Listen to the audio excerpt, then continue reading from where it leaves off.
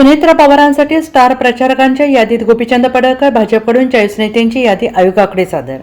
पोटनिवडणुकीत अखेर शेवटच्या दिवशी काँग्रेसने माघार घेतली असून काँग्रेस उमेदवार आकाश मोरे यांनी शेवटच्या दिवशी आपला उमेदवारी अर्ज मागे घेतला. मात्र अद्यापही 23 उमेदवार मैदानात आहेत. त्यामुळे येथे निवडणूक होणार आहे. बारामती आणि राहुरी विधानसभा मतदारसंघामध्ये होणाऱ्या पोटनिवडणुकांच्या प्रचारासाठी भाजपच्या केंद्रीय कार्यालयाने मुख्यमंत्री देवेंद्र फडणवीस यांच्यासह 40 स्टार प्रचारकांची यादी जाहीर केली.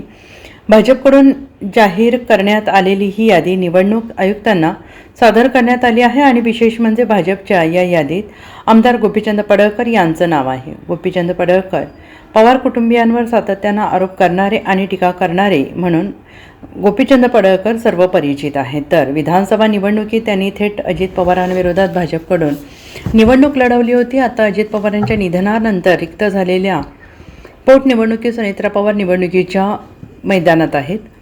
त्यासाठी महायुतीचे नेते प्रचार करणार असून भाजपाने 40 उमेदवारांची यादी जाहीर केली आहे. दरम्यान येत्या 23 एप्रिल रोजी बारामती आणि राहुरी विधानसभा पोटनिवडणुकीसाठी मतदान होत आहे. त्यामुळे आता प्रचार यंत्रणेला आणि जाहीर सभांना वेग येणार आहे.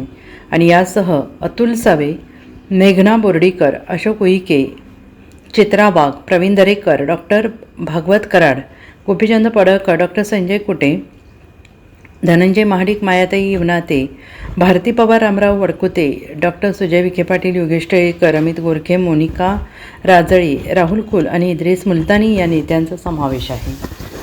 Bureau report, SBN Marathi, Baramati.